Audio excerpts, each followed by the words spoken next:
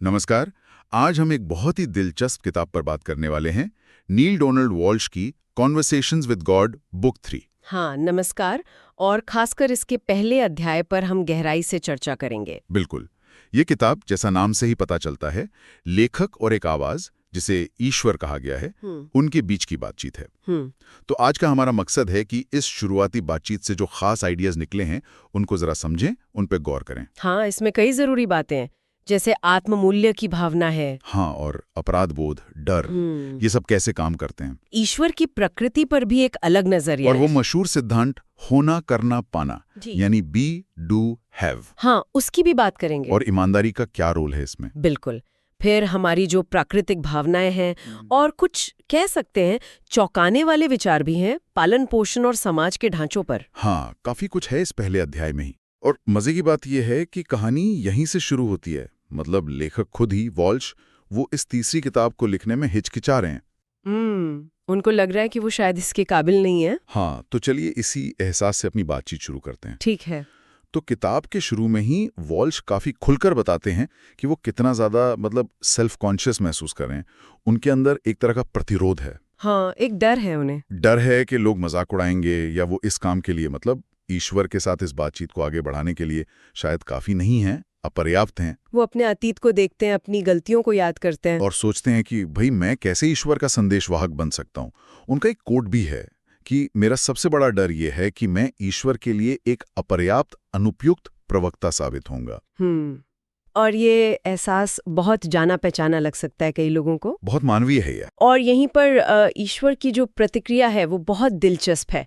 संवाद का सार ये नहीं है कि आपको पहले एकदम सिद्ध, परफेक्ट होना पड़ेगा, तभी आप किसी ऊंची बात या सच्चाई पर बात कर सकते हैं। अच्छा। बल्कि संदेश ये है कि आपके जो पिछले अनुभव हैं, आपकी वो तथाकथित गलतियां, वो असल में आपके विकास के लिए जरूरी थीं। सबसे जरूरी है कि आप वास्तविक हो, ईमानदार हो, प्रामाणिक हो। हाँ, प्रामाणिक। एक बहुत अच्छी लाइन है उसमें, तुम वही सिखाते हो जो तुम्हें सीखना है। ये तो गहरा है। मतलब आपकी अपनी सीखने की प्रक्रिया ही दूसरों के लिए एक तरह से शिक्षा बन जाती है। और सलाह भी सीधी है, केवल वास्तविक होने की तलाश करो, ईमानदार होने का प्रयास करो। तो मतलब ये हुआ कि अपनी कमियों को मानना और फिर भी ईमानदार रहना ज्यादा जरूरी है, बजाय इसके कि हम कोई परफेक्ट इमेज बनाने की कोशिश करें। बिल्कुल। और इसी से जुड़ी एक और अहम बात है कि हमें बाहरी दुनिया से मंजूरी या वैलिडेशन की जरूरत नहीं होनी चाहिए। अच्छा। जब तक आप इस चिंता में हैं कि दूसरे मेरे बारे में क्या सोचेंगे, क्या कहेंगे, तब तक आप असल में उनके गुलाम हैं। ये तो सीधी बात है। हाँ, संवाद में साफ कहा गया है, जब तक तुम इस बात की चिंता करते हो कि दूसरे तुम्हारे बारे में क्या सोचते हैं, तुम उनके गुलाम हो। तो असली आजादी अंदर से आती है, खुद को स्वीकार करने से, बाहरी तालियों से नहीं। तो पॉइंट ये है कि आपकी असलियत, आपकी ईमानदारी ही आपकी क्वालिफिकेशन है। हाँ, आपकी प्रामाणिकता ही आपकी सबसे बड़ी योग्यता है, कोई बाहरी तमगा या परफेक्शन का लेबल नहीं। ये वाकई एक मुक्ति देने वाला विचार है, अपनी कमियों के साथ ठीक होना। चलिए आगे बढ़ते हैं। संवाद में दो चीजों को मनुष्य के दुश्मन कहा गया है, अपराध बोध और भय, गिल्ट और फियर। अपराध बोध के बारे में कहा गया है कि ये बिल्कुल बेकार है, अनुत्पादक है। ये आपको उसी चीज में फंसाए रखता है जो आप असल में नहीं है या जिसे आप बदलना चाहते हैं। हाँ, वो कोटेशन है ना, अपराध बोध वो भावना है जो तुम्हें उसमें फंसाए रखती है जो तुम नहीं हो। ये आपको अतीत में जकड़ लेता है। और इसे जागरूकता, अवेयरनेस के बिल्कुल विपरीत रखा गया है। हाँ, ये फर्क बहुत जरूरी है। अपराध बोध आपको पीछे खींचता है, निष्क्रिय बनाता है, जबकि जागरूकता आपको वर्तमान में लाती है। अच्छा। आपको समझने में मदद करती है कि क्या हुआ और अब आप क्या अलग चुन सकते हैं। ये आपको शक्ति देती है। ठीक है। और इसी तरह डर और सावधानी में भी फर्क बताया गया। बिल्कुल। भय यानी फियर वो है जो आपको एकदम पैरालाइज कर देता है, रोक देता है, जबकि सावधानी या कह लें चेतना, कॉन्शियसनेस, वो आपको गतिशील बनाती है। मतलब ये आपको खतरों के प्रति सजग करती है ताकि आप सोच समझकर कदम उठाएं, डर कर बैठ ना जाएं। तो ये सिर्फ महसूस करने की बात नहीं, बल्कि ये समझने की है कि कौन सी भावना हमें कहाँ ले जा रही है, आगे या पीछे। एकदम।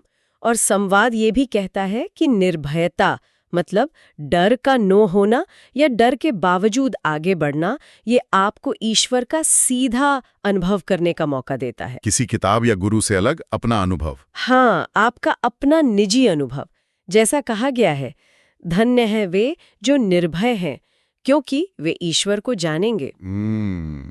और शैतान के बारे में भी कुछ कहा है? हाँ, एक छोटी सी टिप्पणी है कि वो ईश्वर द्वारा मनुष्य के मन का एक आविष्कार है, डर को एक रूप देने का तरीका। अच्छा।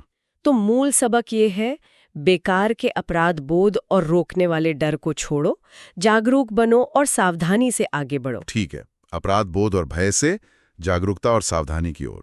अब एक और बहुत ही क्या कहते हैं सेंट्रल और शायद सबसे ज्यादा चर्चित कॉन्सेप्ट पर आते हैं, होना, करना, पाना। Be do have. हाँ, ये तो बहुत सुना है। आमतौर पर हमसे सोचते हैं, और किताब कहती है ये उल्टा है। हम सोचते हैं पहले कुछ पाना, हैव होगा, पैसा, प्यार, नौकरी। फिर हम कुछ खास कर पाएंगे, डू कर पाएंगे, घूमेंगे, बिजनेस करेंगे, खुश रहेंगे। हाँ, और तब जाकर हम वो बन पाएंगे जो हम बनना चाहते हैं, सफल, संतुष्ट, खुश। बिल्कुल, हैव डू बी, ज्यादातर दुनिया ऐसी चलती दिखती है। हाँ, लेकिन ये संवाद इस पूरे क्रम को ही पलट देता है। कहता है असली प्रक्रिया अंदर से बाहर चलती है, होना, करना, पाना, बी डू हैव। पहले होना, इसका क्या मतलब है? इसका मतलब है पहले आपको वो होना होगा जो आप पाना चाहते हैं। अगर खुशी पानी है तो पहले अंदर से खुश होना होगा, खुशी की अवस्था बनानी होगी। अगर समृद्धि पानी है तो पहले समृद्ध होना होगा, मतलब प्रचुरता, आभार की भावना में जीना होगा, चाहे बाहर कुछ भी हो रहा हो। लेकिन ये थोड़ा अजीब नहीं लगता? क्या मतलब है कि ढोंग करें? अगर पैसे नहीं है तो समृद्ध होने का नाटक कैसे करें? ये सिर्फ पॉजिटिव थिंकिंग नहीं है? ये बहुत वैलिड सवाल है और संवाद इस पर बात करता है। एक सिद्धांत है, act as if you are, यानी ऐसा व्यवहार करो जैसे तुम हो।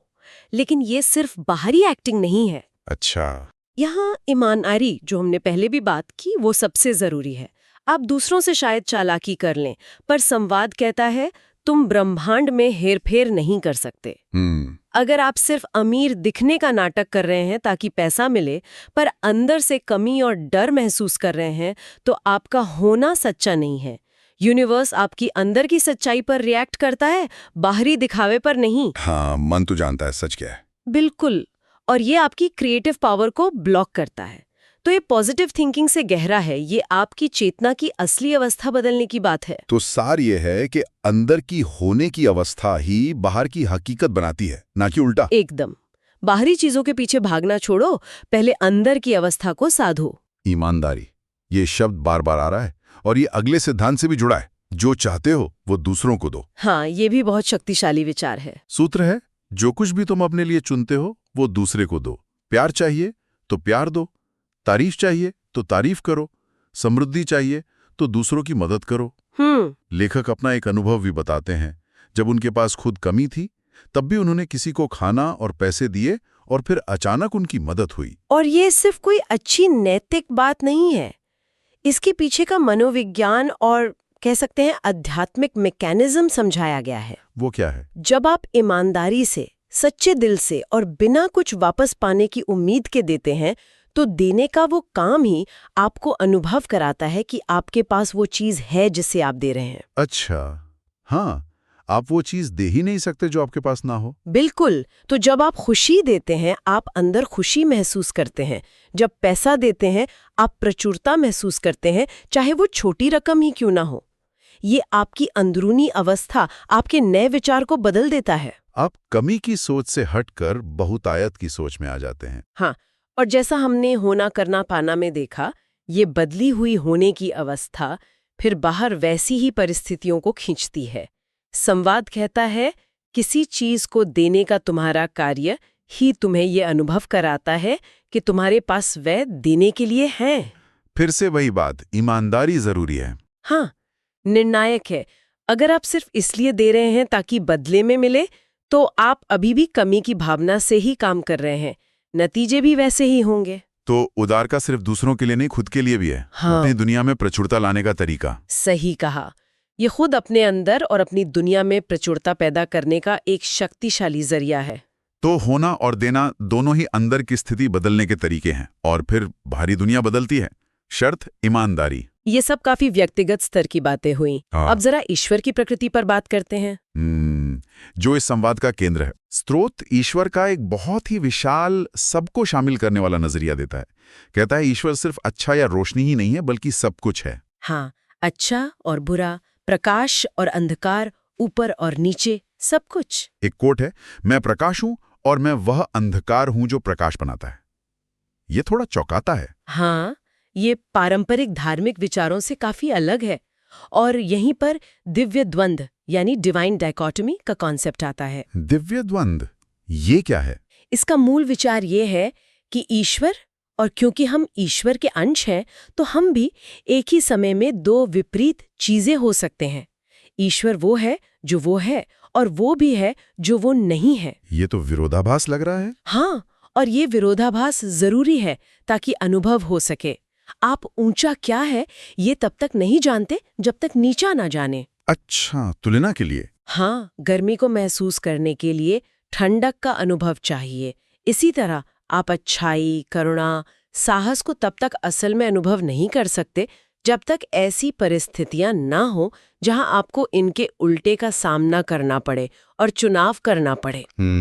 संवाद कहता है ऐसा कुछ भी नहीं है जो मैं नहीं हूं, इसलिए मैं वही हूं जो मैं हूं, और मैं वही हूं जो मैं नहीं हूं। ये दिव्य द्वंद्व है। ये समझना थोड़ा मुश्किल है। तो क्या इसका मतलब है कि हमारे अंदर भी अच्छाई और बुराई, ताकत और कमजोरी, सब कुछ एक साथ है? स्रोत के अनुसार बिल्कुल। ये सेल्फ क्रिएशन, आत्मसृजन के विचार से जुड़ा है।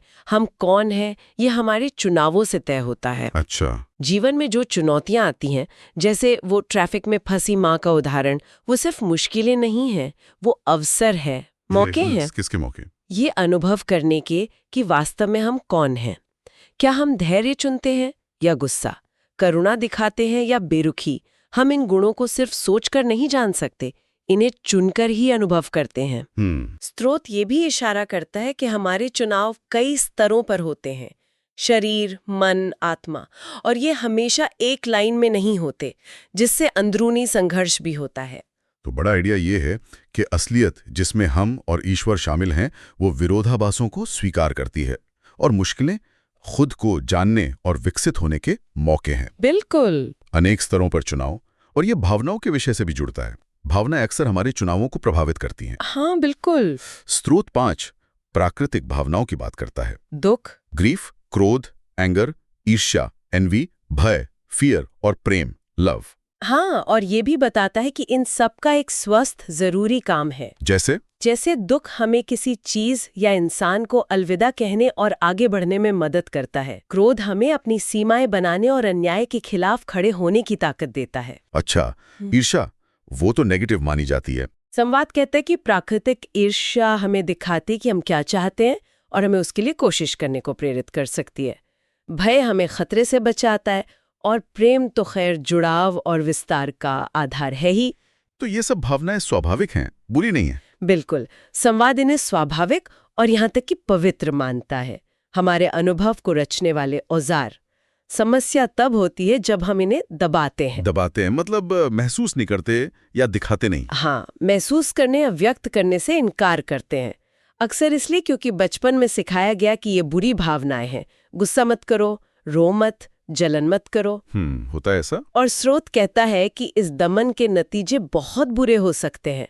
दबा हुआ दुख बन जाता है स्थायी अवसाद, क्रॉनिक डिप्रेशन। दबा हुआ क्रोध बन जाता है अंदर ही अंदर सुलगता हुआ रोष, रेज, जो कभी भी फट सकता है। दबी हुई ईर्ष्या बन जाती है कड़वी जलन, जेलसी, जो दूसरों को नुकसान पहुंचा सकती है। और भय, दबा हुआ भय बन जाता है हर वक्त की घबराहट, पैनिक, और यहाँ तक कि दबा हुआ या गलत समझा गया प्रेम भी बन जाता है अधिकार जताना, पॉसेसिवनेस, कंट्रोल। ये तो बहुत गंभीर बात है। क्या स्रोत कहता है कि ये दबी हुई भावनाएं समाज में बड़ी समस्याओं की जड़ हैं? हाँ, दावा तो यही है। संवाद कहता है कि इन्हीं विकृत दमित भावनाओं के कारण ही लोगों ने हत्याएं की हैं, युद्ध शुरू हुए हैं, राष्ट्र गिरे हैं। ये बहुत बड़ा स्टेटमेंट है। वाकई। और इसका कारण बचपन की कंडीशनिंग। हाँ, जहां बच्चों को अपनी सच्ची भावनाएं जाहिर करने से रोका जाता है। नतीजा ये होता है कि हम इन नेचुरल सिग्नल्स को पढ़ना भूल जाते हैं और वो अंदर ही अंदर जहर बन जाते हैं। तो संदेश ये है कि अपनी भावनाओं को स्वीकारें, समझें, दबाएं नहीं। हाँ, उन्हें दबाना, उनके काम को बिगाड़ता है और ज्यादा खतरनाक नतीजे लाता है। बचपन की कंडीशनिंग का जिक्र हुआ और ये हमें आखिरी और शायद सबसे ज्यादा क्या कहें विवादास्पद विषय पर लाता है, पालन पोषण और सामाजिक संरचनाएं।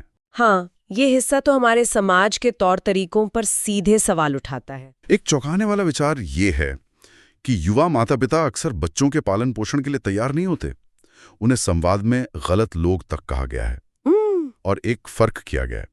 बच्चा पैदा करना शायद युवाओं का काम हो, पर बच्चों को पालना असल में बड़ों अनुभवी लोगों का काम होना चाहिए। हाँ, कोटेशन है, बच्चा पैदा करना युवाओं की गतिविधि थी, बच्चा पालना बुजुर्गों की गतिविधि थी।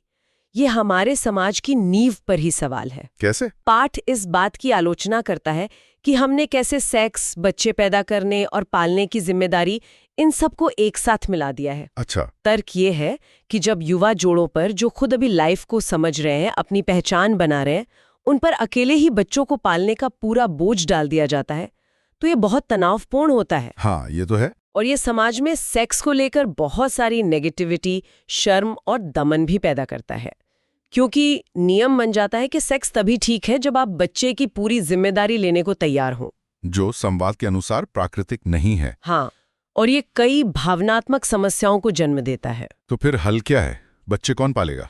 स्रोत एक अलग मॉडल देता है, उन्नत समाजों का, जहां बच्चों को पालना सिर्फ माँ बाप की जिम्मेदारी नहीं, बल्कि पूरे समुदाय और खासकर समुदाय के बुजुर्गों की जिम्मेदारी है। पूरे समुदाय की? हाँ, इस मॉडल में युवाओं को ज्यादा आजादी मिलती, सेक्स को लेकर कम अपराध बोध होता और बच्चों को न सिर्फ माँ बाप का प्यार, बल्कि समुदाय की कई लोगों और अनुभवी बुजुर्गों का मार्गदर्शन और देखभाल भी मिलती। ये तो बिल्कुल अलग सोच है। हाँ, और पाठ आलोचना करता है कि हमारा मॉडर्न समाज कैसे बुजुर्गों को किनारे कर देता है, उनके अनुभव को बेकार समझता है, और कैसे हमने समुदाय, बहुवचन समाज के बजाय व्यक्तिवाद, एक वचन समाज को अपना लिया है। तुम्हारा समाज भी एक वचन समाज बन गया है, बहुवचन के बजाय। हाँ, ये इस सोच से भी जुड़ा है, जहां बच्चों या पति पत्नी को भी एक तरह की प्रॉपर्टी या संपत्ति समझा जाता है, जिसकी सारी जिम्मेदारी अकेले मालिक की है। तो ये हमारे परिवार और समुदाय की बनावट पर ही एक बुनियादी सवाल है। बिल्कुल। वाकई ये बहुत गहरे और कुछ हद तक क्रांतिकारी विचार हैं। तो आज की इस चर्चा में हमने इस पहले अध्याय से कई अहम पड़ावों को छुआ। लेखक की शुरुआती हिचकिचाहट से लेकर प्रामाणिकता और आत्मस्वीकृति तक, अपराध बोध और भय से ऊपर उठकर जागरूकता और सावधानी तक, होना करना पाना का सिद्धांत और ईमानदारी से देने की कला, ईश्वर की सर्वसमावेशी प्रकृति और दिव्य द्वंद्व का कॉन्सेप्ट, हमारी प्राकृतिक भावनाओं का उद्देश्य और उन्हें दबाने के खतरे, और आखिर में पालन पोषण और सामुदायिक जीवन पर मौलिक सवाल। हाँ, काफी कुछ कवर किया हमने। बिल्कुल। और ध्यान दे तो ये सारे विचार एक दूसरे से जुड़े हुए हैं। सब एक गहरी आत्मजागरूकता, ईमानदारी और प्रामाणिकता की तरफ इशारा करते हैं। बार बार ये संदेश है कि बाहरी दुनिया को बदलने की असली शक्ति हमारी अंदरूनी दुनिया में है, हमारे होने की अवस्था में है। चाहे खुशी पानी हो, ईश्वर को अनुभव करना हो या बेहतर समाज बनाना हो। हाँ, शुरुआत हमेशा खुद से होती है, वास्तविक होने से, जागरूक होने से। शायद ये विचार सुनने वालों को उनकी अपनी समझ और जीवन में कुछ नए आहा मोमेंट्स खोजने में मदद करे। और इसी विचार को थोड़ा और आगे ले जाते हुए एक अंतिम सवाल सोचते हैं। ये सीधे तौर पर किताब में शायद न पूछा गया हो, पर इस चर्चा से उभरता है। पाठ कहता है कि वास्तव में आप कौन हैं, ये जानना ही जीवन के विकल्पों को सही ढंग से चुनने की कुंजी है। तो सिर्फ दिमागी तौर पर समझने से आगे बढ़कर अपने आप को सचमुच दिव्य द्वंद्व के हिस्से के रूप में जानने का क्या मतलब हो सकता है?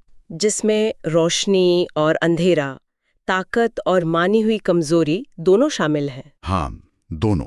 और ये गहरी समझ, ये जानना हमारे रोजमर्रा के अनुभवों को कैसे बदल सकता है? ये एक अच्छा सवाल है सोचने के लिए। बिल्कुल। इसी विचार के साथ आज की चर्चा समाप्त करते हैं।